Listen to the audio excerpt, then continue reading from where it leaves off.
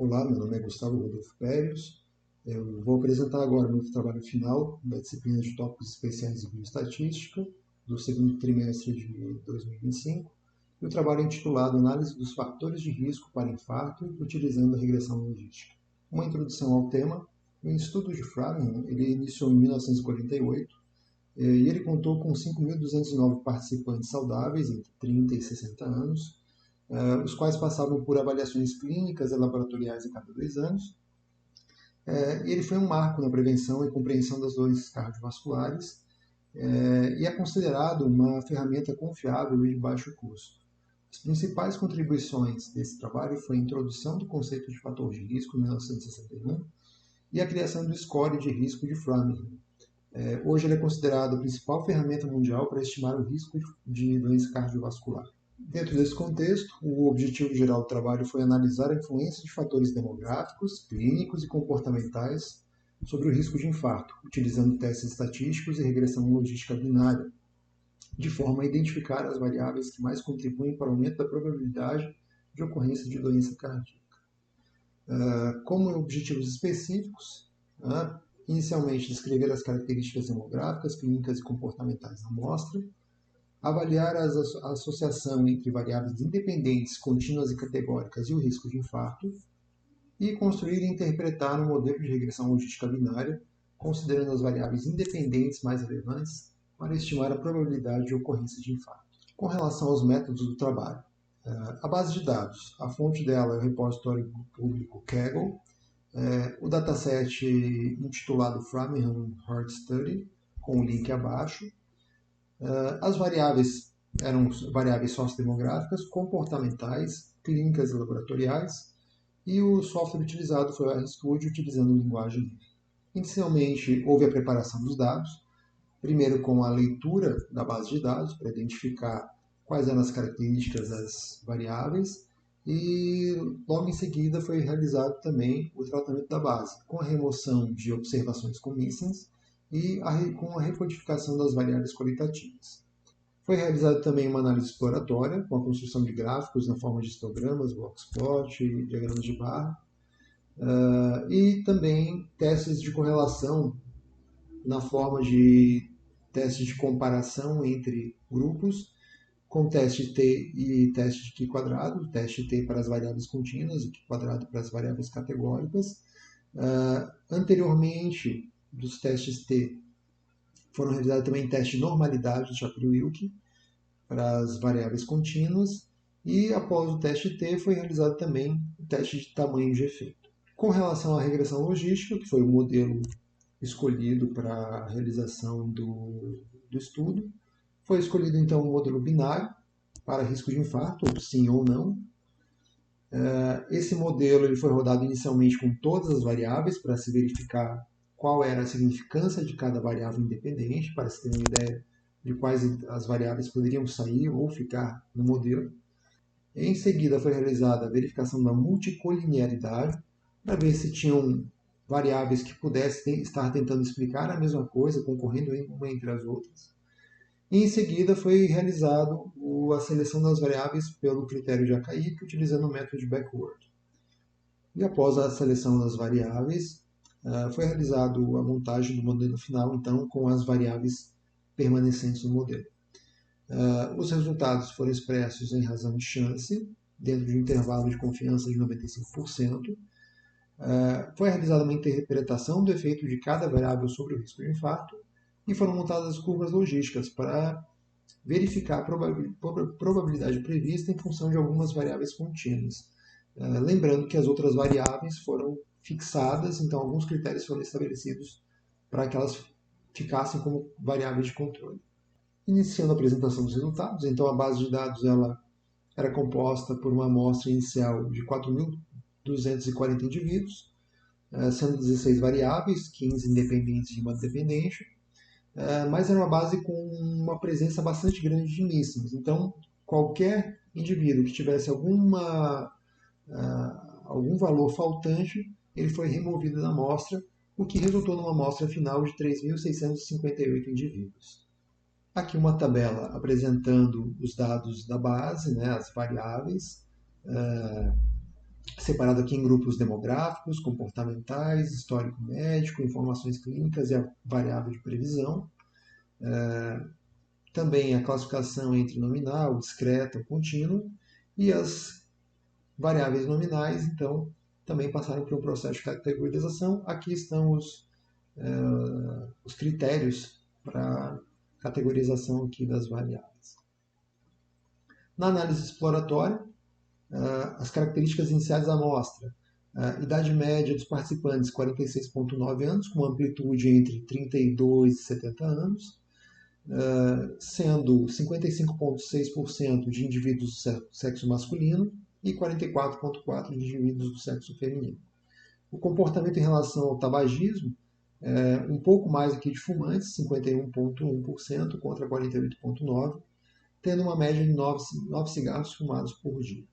Prosseguindo a análise exploratória, foi realizada uma correlação das variáveis categóricas entre as variáveis categóricas, utilizando indiretamente aqui o método do Q quadrado, para entender aqui se havia diferença entre as categorias. Percebe-se aqui para todas as variáveis categóricas que o p-valor foi muito baixo, aqui apresenta inclusive em torno de zero, foi o valor que foi retornou no RStudio, mas obviamente não é zero absoluto aqui, é um número muito pequeno, e demonstrou a associação significativa entre cada variável categórica e o desfecho, com exceção da variável que explica o comportamento dos indivíduos serem fumantes ou não. Então essa característica aqui, essa variável, ela não demonstrava uma associação significativa com o desfecho. Anteriormente à realização do teste T, foi executada então uma análise da normalidade dos dados numéricos contínuos da amostra. Essa análise teve como objetivo auxiliar na escolha do tipo de teste T a ser realizado, e o teste Shapiro-Wilk demonstrou p-valores muito baixos, muito inferiores a 0,05, rejeitando assim a hipótese de normalidade. De forma complementar, também foi realizada uma análise gráfica para auxiliar os resultados do teste de normalidade, uma vez que o teste Shapiro-Wilk ele é muito sensível a desvios na normalidade, e geralmente amostras grandes tendem a rejeitar a normalidade mesmo quando os dados estão apenas levemente desviados. Como exemplo, a partir do histograma do IMC clínico, que é clínica de IMC, verificou-se uma concentração entre 22 e 30 com assimetria à direita, o que indica o afastamento da normalidade. Tal resultado é corroborado pela análise do gráfico QQ-plot, onde a gente verifica que os pontos se desviam da reta de referência, especialmente na cauda superior, evidenciando excesso de valores altos. Além do teste Shapiro-Wilk e da análise gráfica, foi realizado também uma análise de valores de média, mediana, assimetria e curtose, onde em todos os casos também eles corroboraram a rejeição da hipótese de normalidade dos dados. O teste T de Welch e o teste de tamanho de efeito foram usados para comparar médias de variáveis contínuas entre dois grupos definidos pelo risco de infarto, sim ou não, como a quantidade de cigarros fumados por dia, a glicose, o colesterol e o IMC. Todas as variáveis demonstraram diferença estatisticamente significativa entre os grupos. Entretanto, os tamanhos de efeito são pequenos, com exceção para a glicose, que apresentou um efeito um pouco mais expressivo, de pequeno a moderado. Isso sugere que, apesar da relevância estatística, potencialmente influenciada pelo grande tamanho da amostra, as diferenças práticas entre os grupos são muito pequenas. Aqui a análise do modelo inicial, com todas as variáveis da base de dados fazendo parte então do modelo, percebe-se que diversas variáveis aqui apresentam um p-valor bastante alto, o que demonstra que eles não tinham significância dentro do modelo. Então isso já serviu de base para que pudesse ser feita a seleção das variáveis posteriormente. Na análise de resíduos, percebe-se que os pontos estão dentro do envelope. Entretanto, na parte superior aqui, percebe-se um pouco mais de dispersão dos dados. Esse comportamento não linear comprova que não há uma normalidade dos dados. E o AKI, que aqui o valor de AIC, ele deu um valor de 2.788,2, que eu vou utilizar mais à frente para comparar quando for realizada a seleção das variáveis.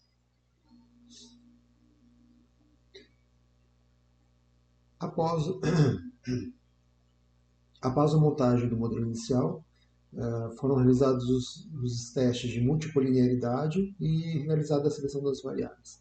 Com relação à multipolinearidade, não se percebeu nenhuma colinearidade entre duas variáveis, então não haviam variáveis que estivessem explicando a mesma coisa ou concorrendo entre si, mas ao aplicar o método de backward, utilizando os critérios de Akalik, percebeu-se que ao retirar algumas variáveis, o valor baixou de 2.788,2 para 2.775,5. E as variáveis que permaneceram foram sexo, idade, cigarros fumados por dia, histórico AVC, hipertensão, colesterol total, pressão sistólica e glicose. O modelo final montado, já com as variáveis selecionadas, o modelo, inclusive, a gente percebe que duas variáveis aqui, o histórico AVC, pessoas que tiveram AVC e pessoas com hipertensão, permaneceram mesmo tendo um p-valor acima de 0,05. Eu testei depois em separado, rodando um modelo sem essas duas variáveis, mais o valor de AKI que deu maior. Então eu mantive o modelo calculado pelo método de backward.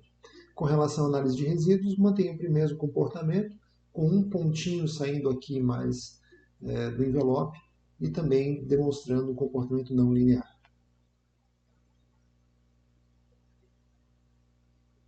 Os resultados foram expressos em razão de chance. Aqui a tabela gerada com os grupos de não exposição, histórico AVC, quem tinha e quem não tinha, hipertensão, quem não tinha e quem tinha. E a partir desses resultados, se pôde tomar algumas conclusões aqui. Pegando, por exemplo, então, com relação às mulheres, a chance de uma pessoa apresentar risco de doença cardíaca é 73,9% maior para as mulheres do que para os homens.